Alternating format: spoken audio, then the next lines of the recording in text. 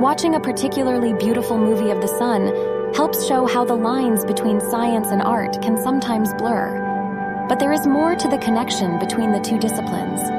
Science and art techniques are often quite similar.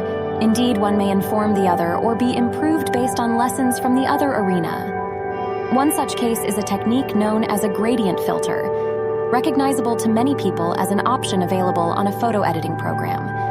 Gradients are, in fact, a mathematical description that highlights the places of greatest physical change in space. A gradient filter, in turn, enhances places of contrast, making them all the more obviously different, a useful tool when adjusting photos. Scientists, too, use gradient filters to enhance contrast, using them to accentuate fine structures that might otherwise be lost in the background noise. On the sun, for example, scientists wish to study a phenomenon known as coronal loops, which are giant arcs of solar material constrained to travel along that particular path by the magnetic fields in the sun's atmosphere.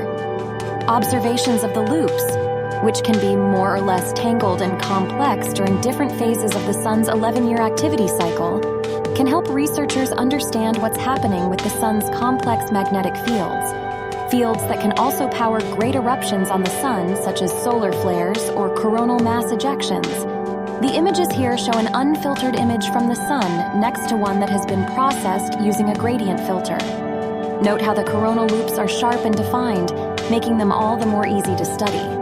On the other hand, gradients also make great art. Watch the movie to see how the sharp loops on the sun next to the more fuzzy areas in the lower solar atmosphere provide a dazzling show.